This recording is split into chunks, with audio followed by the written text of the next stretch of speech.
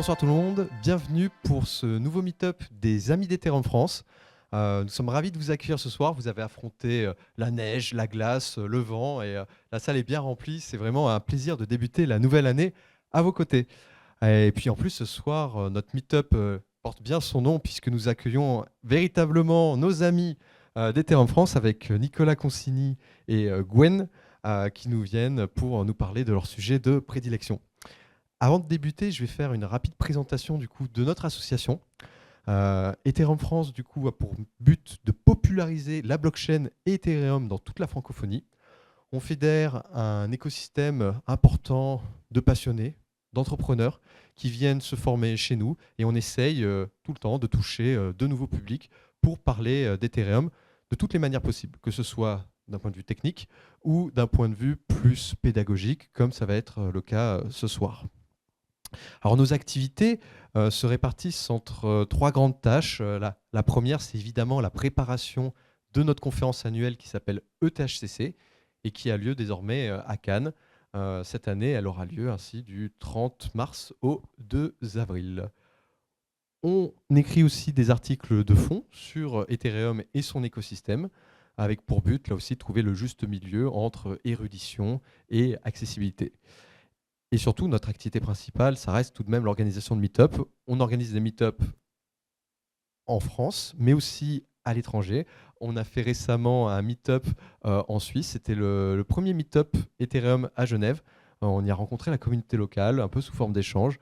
Ça permet de fédérer par-delà Paris, et c'est très bien. Nos prochains événements, ils sont encore en cours de finalisation, mais on va essayer d'en faire un à Marseille sur les identités décentralisées. La communauté locale est formée autour du cabinet DNA Partner qui nous accueille dans leurs locaux. Et le prochain sera également à Lille, où nous allons essayer de discuter DeFi en rassemblant les publics Bitcoin et Ethereum. Alors là, vaste programme. C'est parce que nous avons un projet que nous aimons beaucoup qui s'appelle Uncap, qui est fait aussi par des amis de l'association.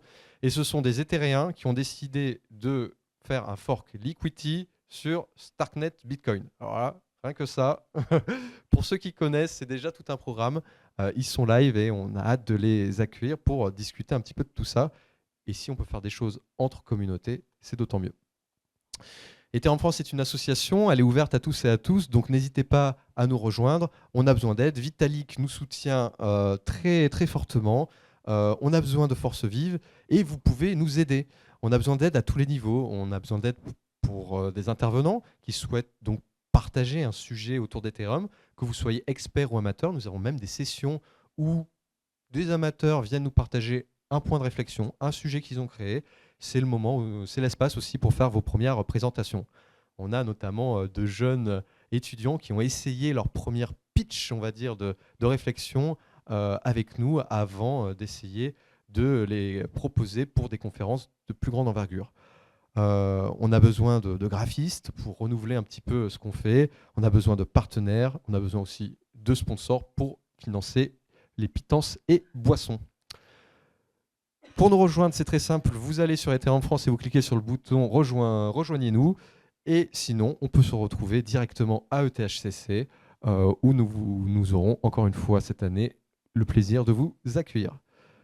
Je ne suis pas plus long, je vais laisser la parole à Gwen qui du coup va pouvoir nous parler de son dernier sujet de prédilection. Bon, bonsoir à tous, merci d'être venus aussi nombreux pour écouter nos présentations avec Nico. Donc aujourd'hui je vais vous parler d'éducation. Donc l'éducation c'est un sujet qui me passionne beaucoup dernièrement. J'ai beaucoup exploré parce qu'avec l'arrivée des intelligences artificielles, c'est devenu un très gros sujet. Est-ce que le modèle prof-étudiant fonctionne encore Enfin, il y a tout un tas de choses assez intéressantes. Donc, à propos de moi, très très rapidement, donc, je suis développeur relation chez Consensus. Donc, Consensus qui est en gros MetaMask, Linea, Infura, enfin, c'est tous ces produits. Voilà, donc je suis avec eux depuis un peu plus d'1 an. Et avant, je travaillais comme DevRel dans une autre boîte qui faisait du zero knowledge machine learning. Voilà, donc je suis engagé assez activement dans l'industrie. Donc, ETHCC, voilà, ma première grosse conférence a été ETHCC 4, il y a 5 ans, plus de 5 ans du coup. Voilà, et bon voilà, donc je suis aussi professeur en école d'ingénieur en Master 1. où j'enseigne justement les technologies décentralisées à des étudiants, donc à Paris, à La Défense, à l'ESILV, pour ceux qui connaissent. Voilà, et puis j'essaie d'apprendre une nouvelle langue. Voilà. Donc de quoi on va parler? Donc on va parler. Donc c'est assez, ça fait assez abstrait comme ça, mais grosso modo on va parler. Ça va être une partie assez générale sur l'éducation, très générale. Donc éducation d'étudiants, éducation développeurs, un peu tout. Et ça c'est un peu plus spécialisé donc pour le Web 3 et pour l'éducation des développeurs. Donc d'abord des constats. Donc le constat premier, donc c'est un schéma un peu abstrait, donc c'est le niveau moyen baisse. Donc j'ai pu remarquer, donc le niveau moyen des étudiants baisse. C'est-à-dire qu'on va toujours avoir, donc vous voyez des graphiques, donc on essaie de représenter avec une loi normale, ce à quoi ressemble une classe. Avant, donc on avait une loi normale assez distribuée avec une moyenne, et maintenant en fait on va avoir une majorité d'étudiants qui vont avoir tendance à se décaler un peu vers la gauche en termes de raisonnement. Donc après, évidemment, ça dépend des modes d'évaluation et tout un tas de choses, hein. Mais on va dire, ça, c'est d'évaluer de façon assez abstraite le raisonnement d'un étudiant, qui est quand même le raisonnement critique, hein, qui est quand même la chose la plus importante. Et on va toujours avoir le 1% d'étudiants très brillants qu'on avait avant. Mais sur un contingent, donc j'ai à peu près des contingents, j'ai quoi, de 100, 120 étudiants, en tout c'est 200 sur le cours, mais on est plusieurs, donc à peu près 200 étudiants chaque année, et on voit que voilà, on en a un ou deux qui sont brillants par classe, enfin sur 100 quoi, par centaine, mais ça fait pas lourd. Voilà, et ça c'est quelque chose dont je discute avec beaucoup de professeurs, avec beaucoup de gens un peu partout, donc plein d'universités, et voilà. Donc il y a un niveau, on voit qu'il y a quelque chose en tout cas qui se passe. Alors, on ne sait pas encore exactement pourquoi, mais quelque chose se passe. On se rend compte que les outils ont remplacé la lecture. Donc là, c'est quand même un peu orienté développeur, hein. Mais moi, quand je discute avec des développeurs aujourd'hui, même moi, à titre personnel, hein, je regarde plus du tout les documentations la plupart du temps, à part si justement il y a quelque chose qui ne fonctionne pas. C'est-à-dire qu'il y a beaucoup de gens qui vont essayer de prompter votre documentation, hein. Ils vont juste aller sur votre doc et si vous avez un petit agent IA, ils vont demander comment est-ce que je peux faire ça, ou alors ils vont demander directement à leur IA. Et il y a même tout un tas de nouvelles recherches autour de comment est-ce qu'on fait pour que l'IA, quand on demande par exemple, j'aimerais bien construire un projet sur une blockchain, comment est-ce qu'on fait pour que ce soit notre blockchain en premier qui sorte, hein. C'est une question que je me suis posée voilà, pour l'équipe Linéa chez Consensus. Mais voilà, donc il y a tout un tas de trucs comme ça. Et on a quelque chose qui s'appelle des MCP aussi. Voilà. Donc en fait ça c'est juste un exemple, hein, très conjoncturel parce on en a parlé beaucoup il y a 6 mois. Mais en fait, ça change tout le temps et on va avoir un nouveau mot-clé. Donc là, c'est des modèles contexte protocole qui, grosso modo, sont des espèces de trucs où on va dire allez, moi, je vais prendre toutes les opérations que ma blockchain peut faire, je vais les structurer d'une façon standardisée pour me dire ensuite, bah, mon IA va être capable de les utiliser. Le problème, c'est que c'est toujours pareil, ça dépend vraiment de l'IA qu'on utilise. L'IA peut toujours décider au dernier moment de dire vous avez décidé d'envoyer 100 000 Ethers à quelqu'un, mais en fait, moi, l'IA, je vais interpréter votre MCP d'une autre façon et je vais faire quelque chose de complètement différent. Et on vous vend toujours ça comme des solutions magiques, alors que c'est rarement des solutions magiques. Ceci étant, là, on dirait que je suis un petit peu en train de détruire les LLM, c'est intelligence artificielle, hein. Ça marche très bien pour plein de trucs, mais pour des trucs de production, faites très attention à ce qu'on vous raconte tout le temps. Donc voilà, donc il y a un fossé qui se crée, hein, grosso modo, entre les développeurs seniors dans les sociétés et les développeurs juniors. Vous voyez au niveau des embauches, on ne sait pas encore exactement si c'est 100% lié, hein, mais on voit au niveau des embauches qu'il y a beaucoup moins d'embauches de développeurs juniors et que les seniors ont tendance à rester dans les sociétés. Il y a toujours des embauches de seniors, mais on voit que les taux ont vraiment droppé dans les grosses boîtes tech, donc les GAFAM classiques, hein, parce que bah ouais, les développeurs assez juniors sortent d'école en ayant un niveau qui est pas suffisant, on va dire, pour faire du code production ready, entre guillemets. Et ça, c'est en fait, si vous avez commencé à faire, si vous faites juste une année de code ou 2 années de code en cherchant le raisonnement tout seul, vous n'aurez pas ce problème. Mais là, c'est vraiment un problème qui est lié au fait que si vous faites tous vos cursus avec ChatGPT, vous ne développez pas les capacités analytiques d'être critique sur votre code et du coup de donner une bonne architecture à votre intelligence artificielle pour qu'il vous sorte quelque chose de cohérent. Et là, donc la première génération de ChatGPT Student en Master 2, c'était l'année dernière. Hein. Donc, c'est-à-dire, la première génération, c'était des étudiants qui ont eu ChatGPT de la licence 1 au Master 2. Et ce problème-là va se décaler avec le temps vers les étudiants qui sont au lycée aujourd'hui, au collège, à l'école primaire. Moi, j'ai des discussions avec des collègues qui m'ont dit j'ai vu que mon fils de 10 ans demandait à son IA pour enfant sur son téléphone de faire son devoir de maths. Donc j'ai été paniqué, je lui ai retiré son téléphone et j'ai désinstallé toutes les applications. Bon voilà, c'est un problème qui va devenir plus grave. Hein, parce que si vous avez un enfant de 10 ans qui demande à une intelligence artificielle de faire le devoir de maths, qui après n'est pas capable d'additionner ou de faire de multiplication, on va avoir des problèmes. Voilà, donc ça c'est le constat actuel, qui n'est pas forcément très très joyeux, mais il y a des solutions. Donc ça c'est les fondamentaux de théorie éducative. Hein. Aujourd'hui, en France, on a un modèle qui est le modèle de Jules Ferry, hein, qui a donné l'école, l'éducation pour tous. Et grosso modo, donc c'est un modèle où vous allez avoir un prof, un peu comme ça, hein, sur une estrade, qui va parler à des étudiants. Et ça, c'est un modèle qui n'a pas vraiment évolué depuis plusieurs centaines d'années, hein, grosso modo. À l'époque, c'était pour des contraintes matérielles, hein, c'est-à-dire que un tableau avec des chaises, ça coûtait pas très cher. On n'avait pas énormément de moyens, il n'y avait pas de moyens technologiques, il n'y avait pas Internet, il n'y avait pas d'accès à l'information et au savoir pour tous, et il n'y avait pas aussi autant d'érudits qu'aujourd'hui, c'est-à-dire d'érudits, c'est de gens qui peuvent avoir accès à l'information. Donc, aujourd'hui, tout le monde peut être un érudit, vous avez un téléphone portable, vous avez un ordinateur, vous allez chercher l'information dont vous avez besoin sur Internet. À l'époque, c'était très compliqué, et du coup, vous aviez des sachants, donc des professeurs, qui délivraient le savoir. Et aujourd'hui, bon, c'est pas vraiment... voilà, tout le monde, techniquement, peut avoir accès à l'information. Donc, il y a quand même quelque chose de... une vraie question à se poser, hein, sur est-ce qu'il ne faudrait pas sortir de ce modèle prof-étudiant, et quels seraient les nouveaux types de modèles pour s'adapter à l'intelligence artificielle. Parce que voilà, donc le rôle de l'enseignant est un petit peu différent aujourd'hui. Il devrait peut-être plutôt apprendre justement à raisonner sur des capacités analytiques, hein, et vraiment aider et accompagner les étudiants plutôt que de leur instruire des choses au sens propre, dans le sens apprenez par cœur l'histoire de France, apprenez par cœur vos formules mathématiques. Voilà. Donc, après, il y a quelques principes de neurosciences qui sont assez...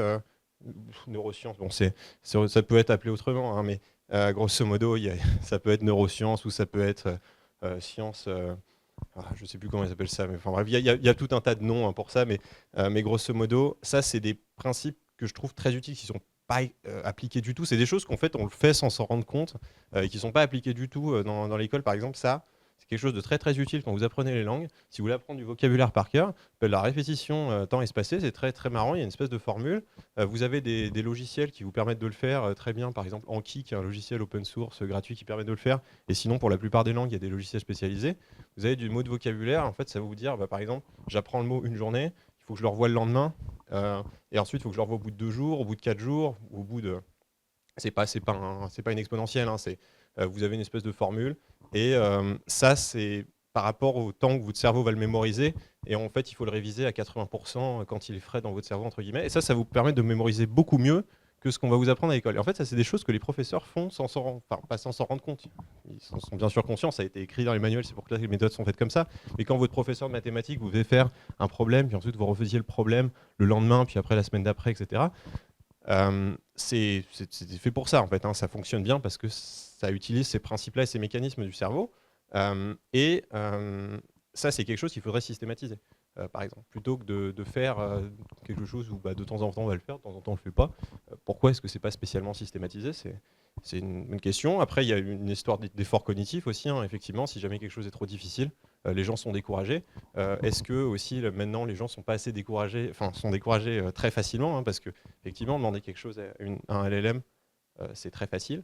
C'est-à-dire qu'on va avoir la réponse tout de suite. Donc le niveau de difficulté auquel un étudiant va être prêt, on va dire, voilà, l'étudiant va choisir son niveau de difficulté auquel il abandonne. Et en général, on estime qu'il faut être à peu près à 70%, 80% de ce niveau de difficulté.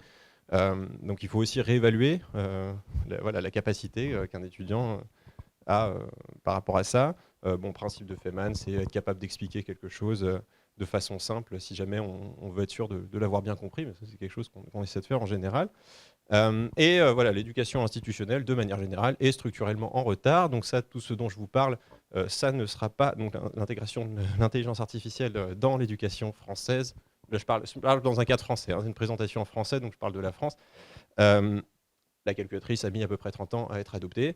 Les ordinateurs, à partir de... Bon, alors ça c'est informatique générale, les ordinateurs personnels sont arrivés après, mais ça met en général une petite trentaine d'années, voire plus, à être adopté.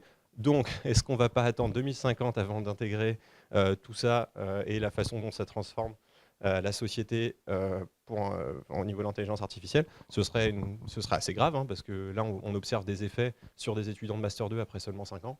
Donc si on attend une trentaine d'années, bon, voilà, il y a de quoi se poser des questions. Donc maintenant, on va passer sur la partie un peu plus Web3 focus et essayer de comprendre, voilà, quand on veut apprendre quelque chose à quelqu'un, il faut choisir ses objectifs et pourquoi est-ce qu'on lui apprend ça. Donc pourquoi est-ce qu'on enseigne en tant que développeur, chargé de relation développeur, et en tant que blockchain ou projet, etc., quand on veut apprendre quelque chose à quelqu'un, il faut se demander, est-ce que mon objectif, par exemple pour une blockchain, donc on prend une blockchain, est-ce que j'ai envie d'avoir plus de projets? Est-ce que j'ai envie d'avoir de meilleurs projets? Ou est-ce que j'ai envie de former des développeurs? Et en fait, ça, c'est des objectifs qui sont très différents. C'est-à-dire, si vous voulez former des développeurs, bon, bah, comment est-ce que vous allez gagner de l'argent? Parce que la plupart du temps, hein, quand même, quand vous êtes une société et que vous voulez former des gens sur votre produit, eh bah, vous essayez d'avoir un retour financier sur ça. Et ça va vraiment dépendre des sociétés. Et ça va dépendre de la façon dont elles sont structurées, des services, de tout un tas de choses, en fait, hein. Mais c'est très, très important de se poser, de se dire, voilà, moi, aujourd'hui, qu'est-ce que j'ai envie pourquoi est-ce que je le fais, quoi, voilà, qu'est-ce que j'ai envie de dire, mais pourquoi est-ce que je le fais? Donc, voilà, ça, c'est des objectifs qui sont très, très différents en fonction des blockchains. Et en fonction des produits, ça va être très différent aussi. Donc ça, c'est quelque chose de très classique dans le secteur d'Evrel. Vous avez des produits qui sont développeurs first, des produits qui sont développeurs plus. Les sociétés ici, si jamais, enfin leur produit principal, donc par exemple Polymarket, Prediction Market, produit principal, c'est les gens parient sur un peu tout et n'importe quoi. Twitter, c'est ils tweetent sur un peu tout et n'importe quoi. Voilà. Surtout n'importe quoi en général. Et ça, c'est des produits qui ont ils ont une API. Hein, donc ils ont quelque chose sur lequel les développeurs peuvent venir créer des bots, faire des requêtes, publier du contenu, etc. Ils peuvent la vendre. Donc ça, c'est Polymarket 100% gratuit. Twitter, depuis quelques années maintenant, c'est payant. C'est pas leur business model principal. C'est-à-dire que sans ça, ils peuvent quand même survivre. Eux, c'est très différent. Bon, là, j'ai mis AWS, OVH, Azure, le nouveau logo. Bon, je ne sais pas pourquoi ils ont fait ça. Mais ça, c'est des produits, si jamais vous n'avez pas de développeurs qui utilisent ces produits-là, ça, c'est des plateformes d'hébergement dans le cloud. Bon, bah, vous n'avez pas de produit, hein, vous n'avez rien du tout, ces sociétés n'existent plus. Donc, en fonction de là où est positionnée votre compagnie, c'est aussi des choses très différentes. Il y a des DevRel chez X, hein, chez Twitter, mais ce n'est pas du tout le même travail d'enseignants, entre guillemets, aux développeurs que le travail de ceux-là, parce que ceux-là, ils sont beaucoup, beaucoup plus critiques à la survie de la société. Dans le cas des blockchains en Web3, c'est dans cette catégorie. Hein. Vous n'avez pas de développeur sur votre blockchain, elle n'existe pas parce que vous n'avez pas d'apps, donc vous n'avez rien au final, vous n'avez pas grand-chose. Voilà. Bon.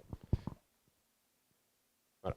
Donc après, pour enseigner aux développeurs voilà, dans ce contexte-là, vous avez donc, voilà, donc en fonction, vous avez différentes approches, et après, en fonction des objectifs finaux, vous avez différentes façons de faire. Donc là, bon, j'ai mis très très rapidement, c'est vraiment une matrice ultra simple de ce qu'on peut faire. Mais si vous, par exemple, si votre objectif, c'est d'avoir des sociétés qui sont déjà assez grosses, qui vont rester sur la blockchain à long terme, pour essayer de générer du revenu ou des transactions entre guillemets sur votre blockchain, vous allez plutôt vous orienter vers ça, vers des approches ciblées, d'incubateurs et des approches, on va dire, d'excellence. Et ça, par contre, si jamais vous dites, moi j'ai envie de faire un incubateur, mais je voudrais 300 projets sur ma blockchain, bah, c'est pas possible. En général, c'est des choses comme ça. Il y a une boîte qui le fait très bien aujourd'hui, c'est Starknet. Hein, Starknet, ils ont fait avec succès des incubateurs avec une boîte qui s'appelle Xfunder l'année dernière. Ils en ont fait 2, ils en ont renouvelé pour 4 cette année. Ça, en général, c'est des cohortes de 10 projets. Et vous allez avoir... ouais, c'est ça. Donc vous avez 10 projets pendant un mois qui vont être suivis par les équipes de Starknet. Donc après, vous avez des trucs un peu plus de masse. Donc ça, par exemple, c'est Chainlink qui le fait, hein, certification. Donc ça, c'est quand vous avez déjà un écosystème qui est assez élevé, vous allez chercher à certifier vos développeurs, comme ça crée tout un tas de marchés autour de ça, et puis faire de la documentation avancée. Ça, c'est ce qu'on va appeler du top of the funnel, mais je vais parler du funnel juste après, avec les hackathons et les webinaires. Donc ça, c'est de masse, hein, grosso modo. Vous avez beaucoup de volume de développeurs qui peuvent suivre ça. Et alors, le coût est plus ou moins variable, hein, pour ceux qui connaissent un petit peu le circuit hackathon du secteur Web3. Déjà, en Web3, il faut savoir quelque chose qui est assez intéressant, hein. Les événements Web3 coûtent en moyenne 10 fois plus cher que des événements de n'importe quel autre secteur. Vous parlez avec des gens qui, je ne sais pas, j'ai regardé pas très longtemps des événements de sciences sociales, des événements de médias, des événements de salons de pub ou de trucs comme ça. Ils vont payer leur stand 1000 euros et ils vont être là en mode c'est déjà assez cher, 1000 ou 2000 euros. En Web3, on va dire un boost ici, ça va coûter 150 000 euros. Là, vous allez payer 500 000 euros pour la soirée de token. Là, vous allez payer.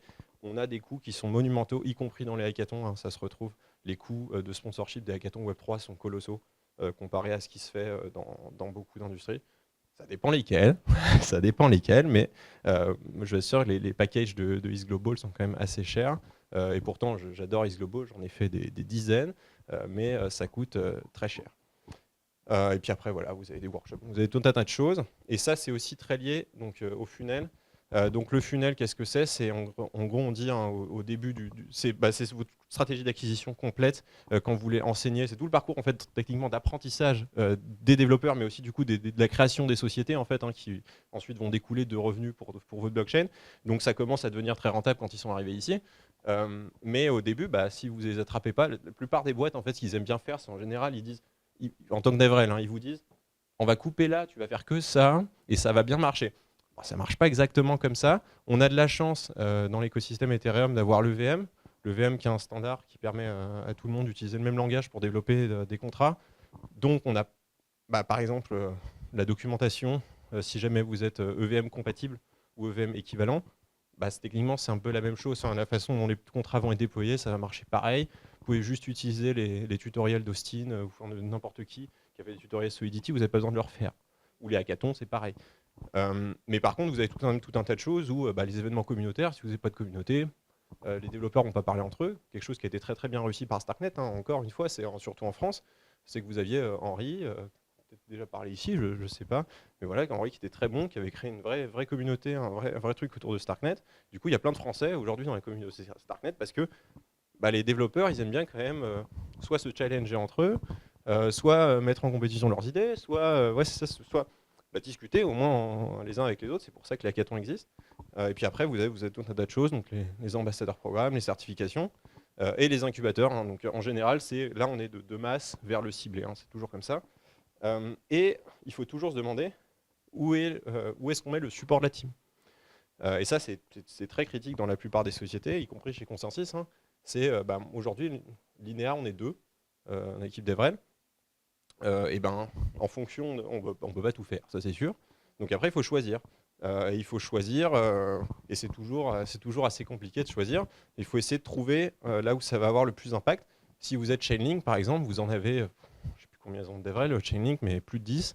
Là, vous allez pouvoir mettre des gens un peu partout, quelqu'un qui va gérer l'ambassadeur programme, etc.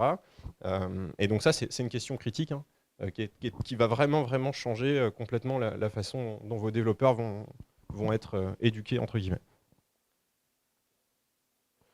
Donc, ensuite, voilà, donc, enfin, le rôle des LLM là-dedans. Est-ce que, voilà, on s'en doute, hein, il faut utiliser des IA spécialisées uniquement.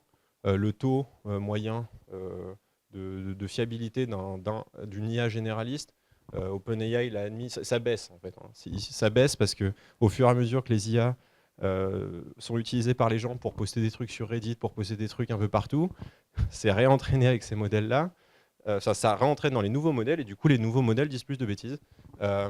Et autant c'est très facile de mettre des petits trucs, des petits watermarks sur le texte, enfin sur les photos, pardon, justement sur les photos. Donc ça, Gemini l'a fait il n'y a pas longtemps. Vous pouvez juste directement aller dans un truc pour vérifier si l'image a été générée ou pas. C'est très facile dans une image, on peut cacher plein de choses dans une image. Avec de la stéganographie, hein, assez classique. Par contre, pour du texte, c'est quasiment impossible, parce que si jamais on a dit réutilise mon style, etc. On ne va jamais savoir que c'est une IA qui a généré quelque chose. Et du coup, les IA généralistes baissent en qualité, et aujourd'hui, on est autour de 50% de bonnes réponses quand on les interroge sur des sujets très, très, très larges. Les IA spécialisées, en général, pour les IA professionnelles, qui existent déjà depuis plus de 20 ans, qui sont utilisées par des boîtes, sur du LLM, c'est du 97-99%. Qui sont différentes sources. Après, les sources, si vous voulez les sources, je peux vous donner tous les chiffres, etc. Que je dis, c'est sourcé. Il y a des articles qui sont un peu partout, des articles scientifiques, etc. Je peux tout vous donner, mais voilà. Et du coup, souvent, c'est très pratique parce que c'est un contexte qui est restreint à votre stack technique. Et par exemple, il y a quelque chose, voilà, donc je les ai mis pour le Web3, j'ai fait une exploration complète pour Consensus des meilleurs outils sur les documentations. Donc par exemple, alors ça évolue très très vite, hein. C'est quelque chose que j'ai fait il y a 4 ou 5 mois, et on en a rediscuté aujourd'hui avec mon équipe, et je vais devoir en réévaluer une. Voilà, Cookbook et Kappa, ça marchait très bien, c'était très précis, parce qu'ils s'entraînaient vraiment bien sur votre documentation. Et donc c'est quelque chose qui est très utile pour les développeurs. Parce que le gros problème que vous avez quand vous avez un truc comme ça sur votre documentation, c'est si jamais ça dit des bêtises. Parce que si jamais vous en mettez une, mais même qui dit une bêtise toutes les 10 réponses, c'est n'importe quoi. Vous allez vous retrouver avec des gens qui vont faire des captures d'écran sur Twitter, qui vont les poster sur Twitter, qui vont dire ah bah regardez, ça raconte n'importe quoi. Ensuite vous allez avoir des développeurs qui disent bah, j'ai essayé de faire ça, ça marche pas, et ensuite il va vous le falloir un temps infini pour vous rendre compte que c'est à cause de la question qui a posé à votre doc, et qu'en fait la doc a dit n'importe quoi. Donc il faut faire, voilà, vaut mieux avoir des trucs qui sont très fiables, ça c'est très fiable. Je les ai testés avec des questions super dures dans tous les sens, j'ai fait des benchmarks complets, ça marchait très bien. J'ai vu aussi tout un tas de tests maison, d'IA, etc. Ça marche plus ou moins bien. Moi, j'ai tendance à penser qu'en général, c'est très lent et pas très très efficace. Voilà. Apparemment, Mintlify s'est amélioré. J'avais testé Mintlify aussi, qui n'était pas bon du tout quand je l'avais testé. Apparemment, ça s'est amélioré, donc c'est le truc qu'il faut que je reteste. Mais voilà, donc vous avez tout un tas de frameworks. Vous avez plein de boîtes qui vont se développer là-dessus. Et après, il y a un dernier point. Puis ensuite, je ne sais pas exactement au niveau de temps où j'en suis, mais voilà. Vous avez le support, c'est pas de l'éducation, ça c'est quelque chose que les gens confondent aussi souvent.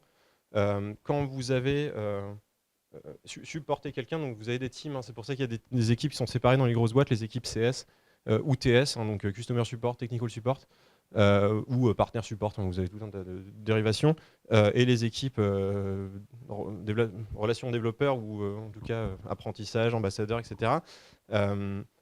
Une IA pour la documentation, ça va être plus dans la phase de je construis tout seul ou j'apprends à construire le truc, de même qu'un tutoriel. Une IA pour le support, c'est quelque chose de très différent, de même que vous avez quelqu'un pour le support, et c'est pas la même relation en fait. Même si jamais vous arrivez à automatiser un des deux, vous avez toujours, c'est deux choses vraiment vraiment différentes. Quand vous supportez, c'est que vous avez techniquement, quand vous devez supporter, c'est que vous avez failli à la première tâche, hein, qui était d'éduquer.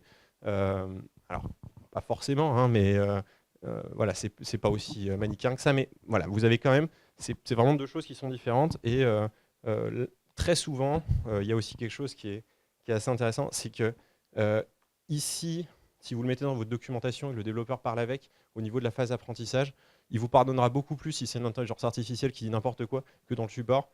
Dans le support, si vous mettez une intelligence artificielle qu'elle se plante, c'est terminé, vous perdez votre client. Les gens apprécient très très moyennement les mauvaises réponses des chats de support. Donc ça a intérêt à être très très bien géré. Voilà, et du coup, on en vient à ce point-là. Il faut trouver un bon rapport entre ce que vous laissez en autoservice, entre guillemets, hein. Il y a pas mal d'anglicismes parce que des trucs sont un peu difficiles à traduire en français, mais en gros, c'est voilà, qu'est-ce que vous laissez en libre accès où les gens vont se débrouiller tout seuls, et à quel moment vous mettez la limite je vais avoir un humain qui va répondre à ces personnes. Est-ce que quand cette personne, vous pensez qu'elle va vous rapporter 100 000 $ de revenus par trimestre? Voilà, c'est à vous de définir. Mais voilà, c'est ce point-là. Bon, voilà, bon, ça, c'est une petite citation. Après le pain, l'éducation est le premier besoin du peuple, hein. Je pense que dans les prochaines années, ça va être très, très important de se penser sur ces sujets très en détail. On voit quand même que pour que Dans les nouveaux mécanismes, donc j'ai appelé des écoles expérimentales aux États-Unis, j'ai appelé pas mal de gens pour essayer de comprendre un peu ce qui se passait. Parce qu'aux États-Unis, évidemment, hein, ils ont toujours beaucoup d'avance. Donc vous avez déjà des écoles expérimentales qui, depuis à peu près 3 ans, 3-4 ans, intègrent ça de partout, dans tous les sens.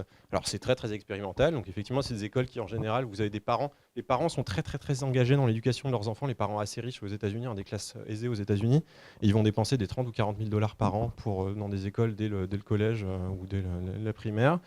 Et en fait vous vous rendez compte que il y a beaucoup de tests, ils font des tests donc avec des mini-apps un petit peu comme j'ai Duolingo pour apprendre les langues, j'ai tout un tas de choses, donc des apps qui utilisent toutes les techniques de neurosciences où on s'est dit, bah, tiens, où des études montrent que quelque chose peut se passer si on les utilise. Euh, il y a quelque chose de très fort en fait, qui est lié au mécanisme de récompense.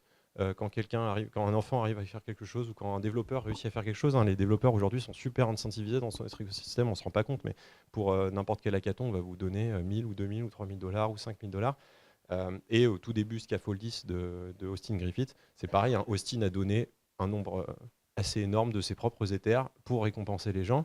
Techniquement, les faucets de Bitcoin, c'était pareil. Hein, on cliquait sur un truc, on essayait de comprendre comment ça marchait, on gagnait, je sais plus, bitcoinfaucet.com au tout début, c'était peut-être 0,05 Bitcoin toutes les 15 minutes. Enfin voilà, donc on a, on a beaucoup ce besoin, ce mécanisme de récompense en fait fonctionne très bien. Et si jamais on voulait l'appliquer ça dans l'éducation, il faudrait sans doute retirer tout ce qui est fait aujourd'hui et essayer de passer à différents mécanismes. Moi, mon idée, c'est qu'on va devoir à un moment soit essayer de trouver, de faire par exemple 3 pilotes et puis de dire bon bah on va en perdre un tiers ou on va en perdre 2 tiers et c'est assez catastrophique. Mais en tout cas, il est clair que le modèle aujourd'hui a quand même de gros problèmes et qu'il va falloir les adresser à un moment. Voilà. Donc je vous remercie de m'avoir écouté. Ça c'est mon Twitter très, très rapidement pour ceux qui veulent me connecter, mais sinon vous pouvez juste me parler juste après. Et voilà, est-ce que vous avez des questions? Merci pour la présentation. Et du coup, quelle est la différence entre ce que Alpha, par exemple, l'école Alpha au Texas fait et une école classique? En fait, quelle est la différence de pédagogie qui fait que Ouais. potentiellement ça pourrait peut-être être meilleur qu'une école classique? C'est très très différent parce que déjà ils vont utiliser l'intelligence artificielle, mais c'est pas vraiment le plus intéressant je trouve. Mais déjà ils vont faire ils ont un principe en tout cas pour Alpha School, hein, c'est 2 heures d'académique par jour et ensuite c'est 6 heures on va dire de cohésion. Donc ça peut ressembler à des trucs comme Montessori, enfin tout un tas de trucs d'éducation alternative, hein. Mais en gros ils vont avoir des applications qui développent maison pour chaque matière qui vont s'adapter au niveau de chaque étudiant. C'est-à-dire que ces applications-là, un étudiant il a beau avoir 5 ou 6 ans, si jamais on voit qu'il avance plus vite, ça va le faire avancer beaucoup plus vite. On arrive à faire de l'éducation qui est personnalisée pour chaque élève en fait, avec ça. Ce qui est très différent de ce qui se fait aujourd'hui. Et du coup, il va y avoir toutes les neurosciences, tous ces principes-là vont être appliqués dans ces applications-là. C'est-à-dire que systématiquement, on va utiliser la répétition en temps espacé, on va utiliser toutes les techniques qui peuvent optimiser, ou même si on ne sait pas si ça fonctionne, mais on sait que ça ne va pas pénaliser l'apprentissage, ils vont l'intégrer. Donc ils vont intégrer tout ce qu'ils peuvent et faire des petits modules spécialisés. Pour le moment, c'est très manuel. Hein. De ce que j'ai vu, grosso modo, ils développent plein de trucs in-house. C'est une espèce ça ressemble à une grosse start-up où il y a des centaines de développeurs qui développent plein de trucs dans tous les sens pour essayer de voir ce qui va marcher.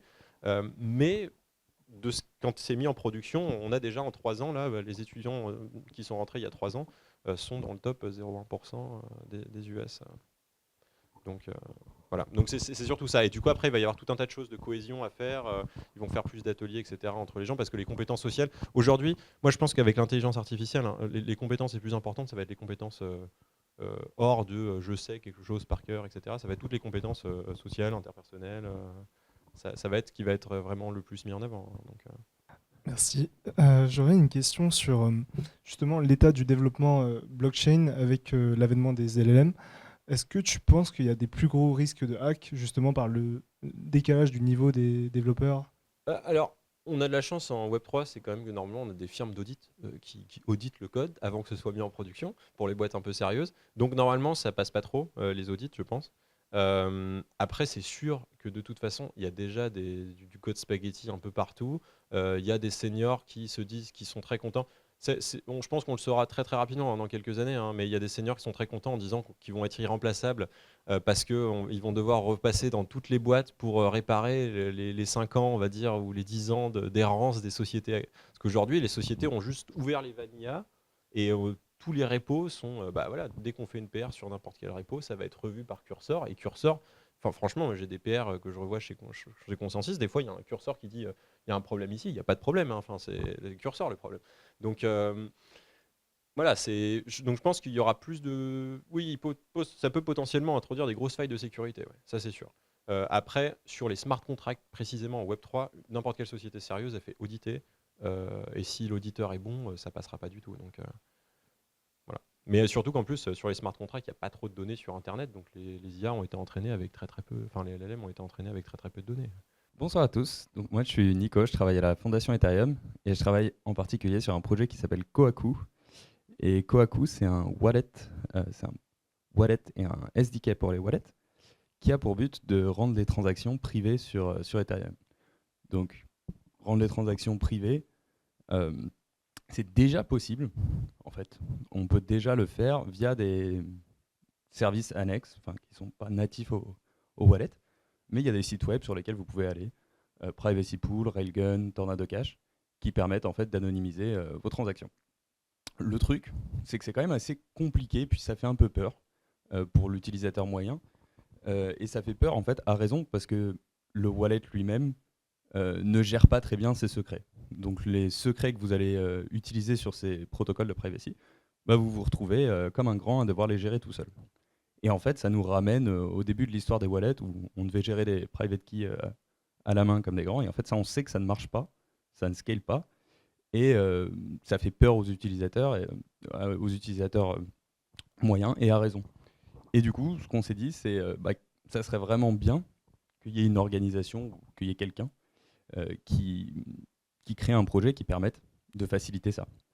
Et il n'y avait pas vraiment d'organisation mieux placée que la Fondation Ethereum pour faire ça.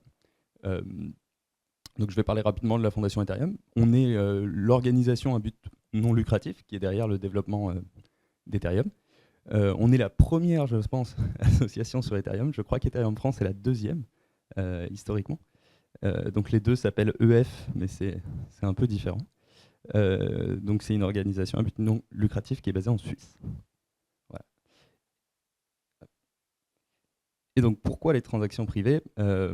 En fait, c'est assez évident quand on y pense. C'est assez bizarre en fait qu'on ait réussi à créer un réseau aussi gros avec une transparence absolue. Donc en fait, cette transparence absolue, si on la ramène dans le monde des paiements traditionnels, ça veut dire que je vais aller acheter une baguette de pain le matin et je vais révéler tout l'historique financier de ma vie à la boulangère. Donc c'est gênant. C'est gênant parce que la boulangère n'a pas forcément besoin de savoir tout ça. Et la boulangère peut savoir si en fait j'aime pas ces croissants et je suis venu parce que c'était la seule boulangerie ouverte et en vrai je vais à la boulangerie d'à côté. Donc il y a ça, il y a un aspect aussi, donc il y a l'aspect privé, personnel, utilisateur. Donc on a tous besoin de cette vie privée personnelle parce que voilà, on n'a pas envie de raconter notre vie à tous les gens avec qui on a une interaction financière. Mais il y a aussi un aspect stratégie financière, c'est-à-dire qu'un asset manager, une banque, quelqu'un qui propose des services financiers, sa valeur ajoutée, elle est là, sur le service financier qu'il propose. Et du coup, si tout le monde peut voir la stratégie d'un asset manager, c'est un peu compliqué. Déjà, la stratégie elle-même change, parce que du coup, on est obligé de prendre en compte le fait que cette stratégie va être publique. L'asset manager va pas forcément en fait vouloir se mettre dans une situation comme ça, parce qu'en fonction de la taille de ses positions, il fait bouger le marché. Donc ça veut dire que on peut interpréter en fait tel asset manager va faire bouger le marché, donc je vais prendre des positions contre ou suivant ces positions-là, va y avoir des asset managers encore plus gros qui vont avoir un effet de baleine, qui vont pouvoir venir liquider ces positions en sachant que cet asset manager-là n'a pas les fonds pour aller chercher d'autres liquidités, donc ne pourra pas éviter la liquidation. Donc il y a tout un jeu de stratégie financière en fait qui est bloqué par le fait que l'ensemble des blockchains soient transparentes. Et donc il y a un point qui est super important, particulièrement en France, la sécurité physique. Donc ça aussi, c'est évidemment un gros point négatif d'un système complètement transparent. C'est que si vous n'êtes pas capable de cacher l'ensemble de vos transactions financières, vous affichez en fait des métadonnées de Web 2 normales qui vont révéler votre adresse physique, qui vont révéler l'ensemble de vos avoirs sur on-chain. Et donc ça crée des situations extrêmement risquées où on a pu le voir ces 2 dernières années en France, où malheureusement des personnes mal intentionnées vont se servir de ces informations pour attaquer des individus physiquement. Donc ça, c'est un gros problème, et ça pourrait être résolu en partie par des wallets privés, donc qui ne révèlent pas l'ensemble des liquidités on-chain que possède une personne. Et ensuite, il y a juste de manière assez simple la vie privée. On n'a pas envie en fait de se trimballer avec un historique financier au-dessus de notre tête. Personne ne se trimballe avec son relevé bancaire quand il va faire les courses. Donc ça, voilà, c'est simplement... Bon, ensuite, il y a les conséquences un peu de la vie privée. Il y a la surveillance. Évidemment, du coup, ça pose pas mal de problèmes si vous avez un État qui peut complètement... Un État ou juste une entreprise qui peut complètement savoir ce que vos habitudes financières, vos capacités de pouvoir d'achat. Donc on peut imaginer en fait un monde, si on va complètement là-dedans et qu'on transposait l'ensemble du système financier là-dessus, évidemment il y aurait de la surveillance, de la discrimination, de la personnalisation. En fait, vous serez targeté par du contenu qui est lié à votre activité financière. C'est déjà le cas d'une certaine manière dans le monde du Web 2, mais c'est pas quelque chose qu'on veut aussi renforcer dans le monde du Web 3. Donc le but de tout ça, c'était certainement pas de vendre des pubs, et du contenu ciblé. Donc on a décidé de lancer ce projet. Donc j'ai mis le logo un peu en gros, mais vous pouvez lire le petit texte à côté. Donc Kohaku, c'est un ensemble de primitives techniques qu'on fournit, qu'on va fournir et qu'on fournit déjà en partie au wallet, et ça apporte de la sécurité et de la confidentialité. Donc les 2 principaux objectifs, c'est vraiment d'aider les wallets à être plus sécurisés et d'apporter de la confidentialité en le faisant. Donc on va faire une démo, une implémentation de ce wallet qui est déjà disponible et qu'on est en train de finir. Et donc l'idée de cette démo, c'est pas la fondation Ethereum va pas lancer un wallet et vous n'allez pas utiliser ce wallet comme votre wallet principal. L'idée, c'est de montrer ce qui est possible et de montrer par cette implémentation comment un wallet peut intégrer tout ça dans son produit. Le wallet, il sera quand même disponible en démo pour vous. Et si vous êtes un développeur et que vous êtes intéressé, il suffira de changer quelques chain ID à droite à gauche pour pouvoir faire des transactions sur mainnet si ça vous intéresse. Il y aura un audit du SDK et l'implémentation référence. Voilà. Donc ça restera un produit qui sera très développeur orienté, on va dire. Il n'y aura pas vraiment de support client, il n'y aura pas vraiment... voilà. Il n'y aura personne pour vous aider si vous avez des problèmes avec ça. En tout cas, vous pouvez ouvrir des commentaires ou des issues sur GitHub, mais voilà, vous savez quelles sont les conséquences. Et donc, le vrai produit, ce sera un SDK, qui est donc, c'est comme une boîte à outils pour les wallets. Donc, cette boîte à outils, elle va avoir des features qui vont être liées directement aux privacy protocols, qui vont être donc les sites annexes dont je parlais à l'instant. Donc, très simplement, en fait, c'est amener le site annexe dans le wallet lui-même. Donc, vous êtes tous habitués, je suppose, à ces petites extensions de navigateur. Et l'idée, c'est simplement d'avoir les fonctionnalités du site web annexe dans cette petite extension de navigateur. Donc, dans ce menu, il y a effectivement, ça c'est l'objectif principal, c'est de faciliter l'utilisation de ces sites annexes dans les wallets. Mais le poisson, il ne fait pas que ça. Il fait aussi plein de petites choses. Donc Je vais énumérer un petit peu les points, les features qui sont dans le menu. Donc il y a le Light Client dans le navigateur. Donc ça, c'est en fait faire tourner un nœud Ethereum qui est light, donc qui est léger, et le faire tourner dans le wallet. Alors ça apporte pas mal de choses. La première, c'est qu'en fait, quand on utilise un wallet de manière normale, on demande de l'information qui est de l'information basique, comme le prix d'un Ether, le prix d'un Bitcoin. Et toutes ces informations, elles vont être fournies par des serveurs qui sont ce qu'on appelle des serveurs RPC, qui en fait sont maintenus par des entreprises privées, comme Consensus qui maintient Infura. Et le problème avec ça, c'est que du coup, on introduit en fait un tiers de confiance qui va nous dire bah ça c'est la bonne donnée. Tu as bien un Ether ici, et un Ether vaut bien 4000 USDC, on va dire. Et du coup, la transaction va ressembler à ça. Et le problème avec l'introduction de ce tiers de confiance, c'est que si le tiers de confiance décide de mentir, bah, ça va être assez compliqué pour un utilisateur lambda de vérifier ça. Et donc pour vérifier ça, en fait, la solution, c'est d'utiliser un client léger, donc un light client. Et ce que ça fait, en fait, c'est que le light client, il va demander une première fois l'information à un serveur RPC. Il va vérifier cette information contre différentes sources. Donc en ligne, ça va être le numéro du dernier bloc, le hash du dernier bloc.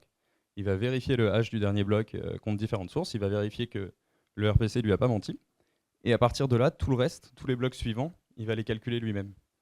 Et donc ça, ça permet de retirer de la confiance dans des parties tiers, ce qui est quand même l'objectif principal de tout ce qu'on fait. Un autre feature, donc un autre item du menu, c'est qu'il y aura une seule adresse par DApp.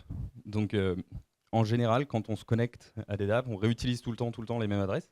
Et donc ça crée un historique qui est assez fort. Alors dans une plateforme de lending, par exemple, c'est très bien parce que vous avez envie de retrouver les assets. Si vous allez sur AAV, vous allez évidemment souvent réutiliser les mêmes comptes parce que vous avez envie de retrouver les assets que vous avez déposés, de fermer ou d'ouvrir vos positions. Mais par exemple, quand vous faites des swaps, il n'y a pas vraiment de raison pour que vous swappiez toujours depuis les mêmes adresses. Et donc en fait, il y a énormément d'applications où vous n'avez pas besoin de réutiliser les mêmes adresses. Et du coup, Bitcoin avait fait ça naturellement avec le modèle UTXO, où en fait, à chaque transaction, on change d'adresse et les clés tournent. Et donc, c'est un petit peu plus compliqué vu de l'extérieur de lier tous les fonds ensemble. Et donc là, c'est un peu la même idée. On va en fait suggérer à l'utilisateur, par défaut, d'utiliser une nouvelle adresse. Il aura toujours la possibilité d'utiliser les autres adresses s'il veut, mais par défaut, le chemin par défaut, ce serait d'utiliser une nouvelle adresse. Il y a aussi un nouveau protocole de connexion pour les wallets. Donc quand vous connectez votre wallet à une DApp, la plupart du temps, vous allez utiliser un protocole qui s'appelle Wallet Connect.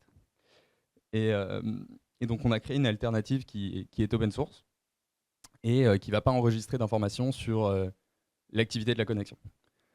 Parce qu'en fait, même si on cache les transactions au niveau de la chaîne, l'activité de la connexion, elle est super importante. Si je sais que vous avez passé 25 minutes sur ce site, que vous avez cliqué 10 fois à cet endroit-là, que vous avez hésité entre deux clics, bah en fait, je sais qui vous êtes. Si je vois que, par exemple, Gwen, il prend environ 5 secondes pour review son swap, je sais que Gwen c'est un dégène et qu'il va à un moment avoir des problèmes.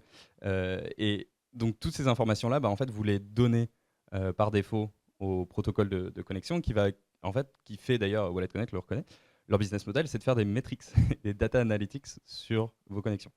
Donc non seulement ils enregistrent chaque clic, chaque mouvement de souris, mais en plus ils font de l'enregistrement de données derrière pour le revendre à des personnes intéressées, que ce soit dans la pub ou d'autres clients. Donc ça, on a fait openlv.sh. Donc c'est pas encore audité, mais c'est live et ça marche plutôt bien. Donc on va passer à l'audit bientôt. Il y a même une version mobile, il me semble, qui est disponible maintenant. L'item d'après, c'est le post-quantum kill switch. Donc ça, c'est un peu plus technique. C'est donner un bouton qui va être un bouton simple pour les wallets pour transférer le compte vers des clés qui seraient post-quantiques. Donc l'idée là, c'est simplement de se préparer à l'arrivée d'ordinateurs quantiques. Donc pour faire ça, sur Ethereum actuellement, c'est un petit peu compliqué. On est obligé de quitter son adresse historique, son IOA, pour aller vers un smart contract. Et donc, ce feature, en fait, il facilite cette transition, ce déploiement du nouveau smart contract. Ça, c'est quelque chose qui est vraiment très technique et très compliqué à faire. Du coup, on s'est dit qu'on allait accompagner les wallets pour le faire. Et aussi, il faut que ça se fasse d'une manière standardisée. Donc, si chacun fait sa version de cryptographie post-quantique, on se retrouve dans un monde qui est très fragmenté. Et du coup, voilà, là aussi, il y a vraiment besoin que la fondation Ethereum prenne les devants pour faciliter cette transition. Donc ça, c'est en cours et on a déjà des contrats on-chain qui permettraient de le faire, mais bon, pour le moment, il n'y a pas encore eu de transition massive. Ça devrait venir un moment en 2026. Ensuite, on a une application hardware qui devrait être universelle. Donc ça, vous pouvez poser des questions à Nico si vous voulez. C'est lui l'expert et le développeur principal de cette nouvelle application. L'idée derrière cette application, c'est d'avoir une expérience hardware qui est unifiée sur Ethereum et d'avoir du coup un développement de l'expérience hardware qui avance plus vite et qui va vers l'innovation et qui a les intérêts d'Ethereum en premier. Puisque en fait actuellement les hardware wallets ils ont plein de chaînes à gérer et donc en fait l'intérêt financier d'un hardware wallet il n'est pas forcément d'aller améliorer l'expérience d'Ethereum, mais il est plutôt d'ajouter shitcoin 2500 qui va payer directement pour l'intégration et qui a des fonds à envoyer en l'air et du coup les innovations d'Ethereum ne sont pas vraiment toujours la priorité. Et certains wallets sont même officiellement Bitcoin only ou Bitcoin maxi, et donc là, c'est carrément, il n'y a pas du tout d'Ethereum. Donc tout ça, c'est quand même assez dommage parce que c'est assez important. L'expérience hardware, c'est quand même par là que la plupart des utilisateurs un petit peu avancés ou même pas très avancés sécurent leurs Ethers. Et donc c'est très important pour nous de faire avancer ça.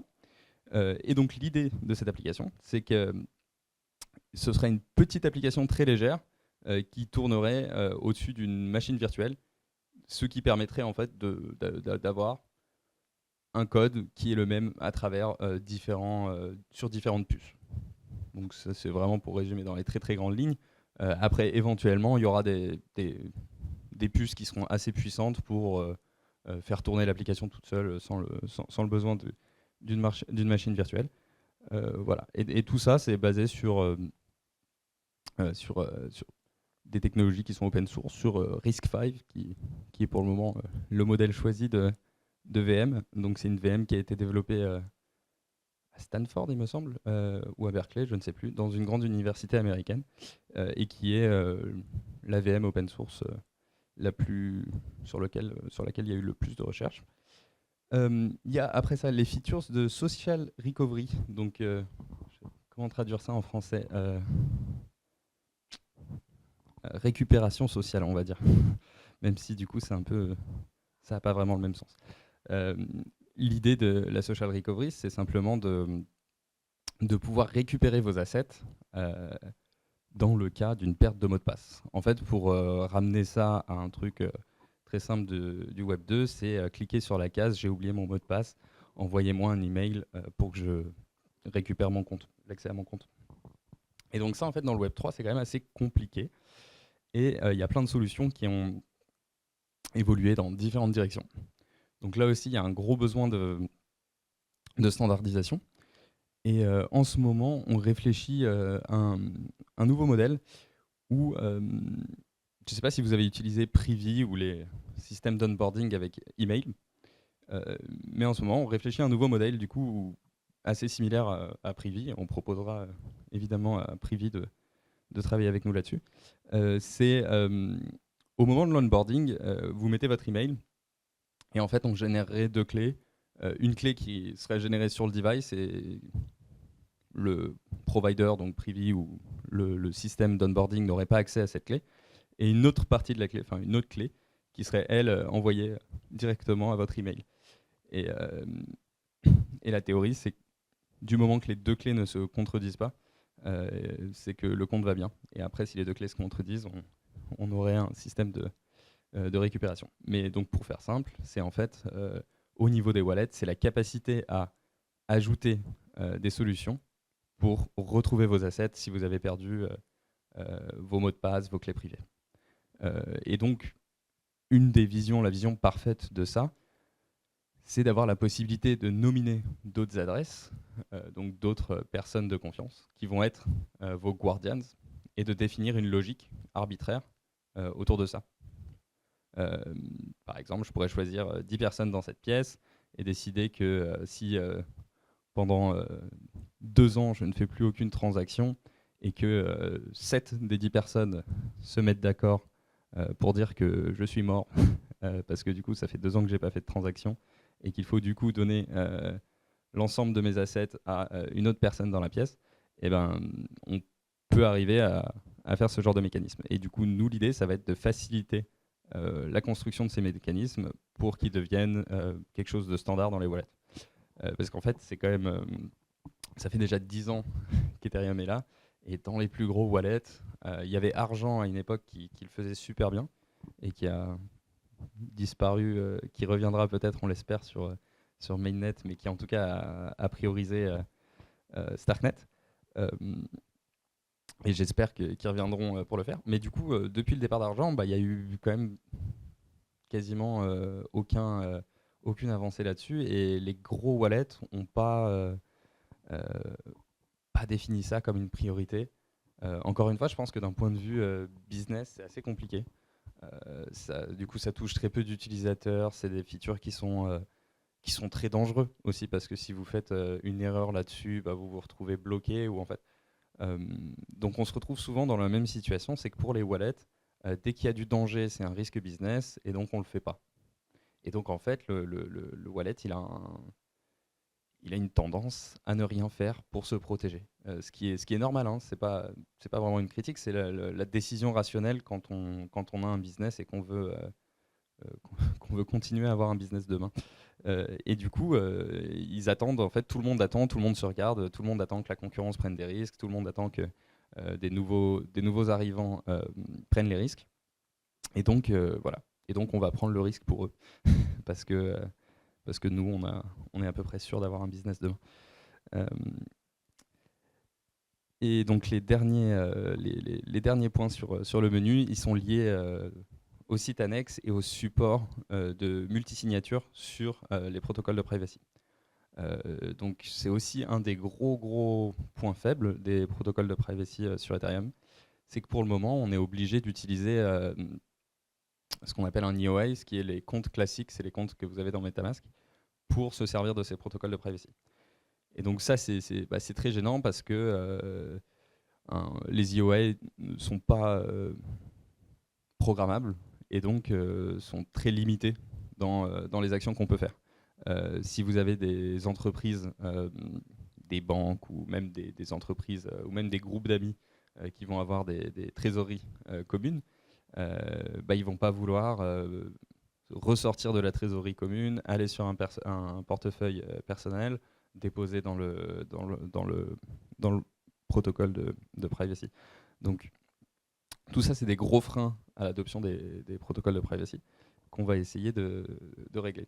Il y a un autre point aussi qui est un peu plus technique, mais qui a son importance, c'est que quand vous utilisez un de ces protocoles de privacy, vous mettez en fait de l'argent dans une grosse piscine, comme on dit, et il y a un moment en fait où vous voulez sortir de la piscine. Et le problème, c'est que là, il y a un peu un serpent qui se mord la queue, c'est que pour sortir de la piscine, vous devez envoyer une transaction à la piscine pour dire je veux retirer tel argent dont je peux prouver la propriété. Le problème, c'est que pour envoyer cette transaction, il vous faut de l'Ether. Il vous faut du gaz. Et du coup, vous vous retrouvez dans la situation de base où, en fait, si vous envoyez de l'Ether avec le compte initial sur lequel vous aviez de l'Ether, en fait, vous révélez qui vous êtes et vous retirez votre argent vous-même en révélant votre identité. Et vous pouvez faire autant de sauts que vous voulez avec cet Ether-là. Quelqu'un qui est assez avancé va pouvoir déterminer qui était à l'origine.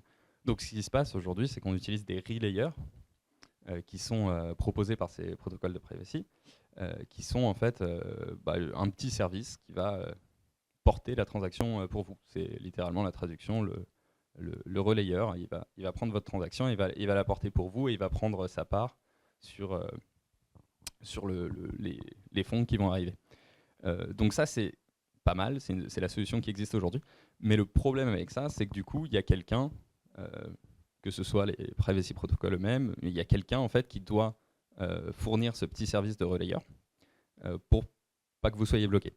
Et du coup, là, on rentre dans une autre situation où si ce quelqu'un disparaît, du coup, le protocole perd son intérêt. Et du coup, pour remédier à ça, on a envie de mettre le support des smart contracts natifs ou version 4337 sur ces protocoles-là, de manière à ce que du coup n'importe qui puisse voir la transaction dans une même pool et du coup relayer les transactions. Et du coup, on n'aurait plus besoin de relayeurs qui soient spécifiques dédiés au protocole et on passerait sur les relayeurs universels d'Ethereum qu'on appelle les bundlers dans le cas des wallets smart contracts. Donc voilà, donc tout ça, c'est des points qui sont assez importants pour améliorer l'état, on va dire, des wallets sur Ethereum, et en particulier la confidentialité et la sécurité de ces wallets. Et on a une roadmap, avec peut-être le point le plus important à ICC, donc c'est fin mars, c'est ça? Je me suis pas trompé, j'avais un doute. C'est fin mars, début avril, et donc là il y aura une démo à ICC, donc il y aura une présentation du wallet et une démo qui vous invitera, si d'ici là on a réussi à ship le code de manière correcte, qui vous invitera à télécharger et à utiliser le wallet. Alors il n'y aura pas de version mobile à ICC, parce que d'ici mars, je doute qu'on puisse avoir une version mobile. Donc il y aura probablement une petite quête qui sera à faire chez vous, du coup. Et la logique aussi derrière ça, pourquoi on n'a pas commencé par des applications mobiles, c'est parce que quand on est dans le secteur, on va dire, de la privacy, le mobile, il arrive après, en fait. La plupart du temps, quand on a envie de faire une transaction privée, déjà, on a envie d'être chez soi, dans un cadre privé, donc sur son ordinateur. Ça arrivera un jour, je pense, ça va arriver dans pas longtemps, que les gens fassent des transactions privées sur leur mobile, mais on n'y est pas encore. Donc voilà, on a préféré prioriser le wallet desktop. Donc il y aura une petite démo avec probablement une petite quête, donc encore à définir. Il faut que je parle avec mes amis Jérôme et Bettina pour définir comment cette quête va se passer. Mais voilà, donc l'idée c'est que tout le monde puisse l'essayer, tout le monde puisse voir que c'est cool. Et quasiment en même temps, ce wallet-là, c'est un fork d'un wallet qui s'appelle Ambire, qui lui est disponible sur Mainnet. Et donc quasiment en même temps, on va se coordonner avec eux. Eux, ils vont le produire et le proposer de manière officielle, du coup, pour que vous puissiez l'utiliser avec vos vrais fonds. Et ça devrait suivre ICC, ou si tout va bien, peut-être même qu'ils le lancent au milieu d'ICC. Voilà. Après, Q2, Q3, on va travailler avec d'autres wallets pour l'amener dans les wallets que vous utilisez tous les jours. Donc en ce moment, on parle avec tous les gros wallets, que ce soit MetaMask, Safe, Rainbow, voilà. Donc on parle avec plein de wallets, et du coup pendant l'année 2026, on va les aider pour qu'ils implémentent ces features. Et après, l'objectif, c'est du coup qu'à DevCon 2026, donc en Inde, à Mumbai, je crois, on ait plusieurs wallets qui intègrent Kohaku et qui proposent du coup ces services au public. Et à ce moment-là, on aura plusieurs présentations du coup à DevCon avec ces wallets qui seront en fait nos champions et qui du coup vont pouvoir proposer soit l'ensemble des features, soit seulement la partie qui les intéresse. Je pense pas qu'on arrive à convaincre tous les wallets de tout faire et de devenir des wallets super privés. Ça va probablement se passer progressivement, mais l'idée c'est de déclencher le mouvement. Donc voilà, en 2026, ce sera l'année de ce mouvement et c'est super important que ça se passe. Et ce sera aussi l'année des discussions de ce qu'on appelle Native Account Abstraction. Donc ça fait quasiment, moi depuis que j'ai commencé à travailler dans ce milieu-là, on parle d'account abstraction sur Ethereum. Et là, 2026, ça va être l'année où on va vraiment avoir une décision finale sur est-ce qu'on fait de l'account abstraction la manière par défaut de faire des transactions sur Ethereum. Et donc ça va se passer au milieu de l'année. Et nous, on espère évidemment que d'ici fin 2026, on ait ça sur Ethereum et que du coup, ça accompagne en même temps ce développement. Et voilà. Merci beaucoup pour votre attention. Et si vous avez des questions. Le SDK sera dans combien de langages? Pour le moment, juste en TypeScript. Et on espère avoir une autre version fin 2027, mais ce sera principalement en TypeScript. Ouais. Question plus générale, pour le premier wallet que vous comptez avoir, du coup, ce sera une extension browser ou ce sera un... Ce sera une extension browser, ouais. Du coup, il existe déjà ce wallet, c'est Embuyer, et on a fait une fork d'Embuyer pour rajouter des features dedans. Donc, vous pouvez déjà tester Embuyer. Mais du coup, notre version à nous, qui aura quelques features en plus, ce sera bien une extension browser. Ouais. Ce ne sera pas une application desktop. Est-ce que c'est pas un peu ambitieux? C'est très ambitieux. C'est très ambitieux. On a de la chance parce que du coup, on a des équipes qui sont assez fortes. Je dirige le projet avec Vitalik. Et on a aussi des experts en fait. On n'a pas juste fait une super équipe de la fondation Ethereum. On a ramené en fait des experts de tous les domaines. Donc dans le hardware et la cryptographie, on a la chance d'avoir Nicolas Baca. Dans la cryptographie post-quantique, on travaille avec les cryptographeurs les plus connus de la planète. Dan Bonnet, je ne sais pas si ça te parle. Mais... Non. Ouais. Bon, ils sont connus dans le monde académique.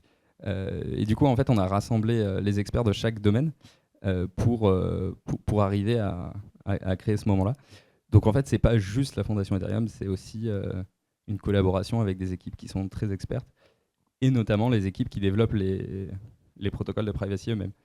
Et donc ça aussi, c'est super important de les avoir avec nous, parce que du coup, ils peuvent changer le protocole de leur côté pour s'adapter à Coaco. Ce qui est indispensable en fait pour faire une initiative comme ça. Et donc c'est aussi pour ça qu'on a décidé de le faire nous, parce qu'on s'est rendu compte effectivement que c'est super ambitieux et en fait personne d'autre va pouvoir bouger toutes les pièces de l'échiquier de cette manière-là pour qu'en fait tout le monde s'aligne et avoir par exemple Privacy Pools qui décide d'adapter ses smart contracts et de déployer dans la version 3 des nouvelles choses qui sont vraiment adaptées à nous. Aucune autre entité aurait vraiment la légitimité pour aller voir les wallets, voir les privacy protocoles et dire bon bah maintenant tout le monde fait ça, on s'aligne et on n'a pas d'intérêt financier à vous faire bouger à droite ou à gauche. Et on a la légitimité technique et académique pour en plus justifier tous ces mouvements-là. Donc ouais, c'est très ambitieux, mais je pense qu'on peut y arriver avec ça. Ça prendra peut-être un peu plus de temps que 2026, mais j'ai bon espoir.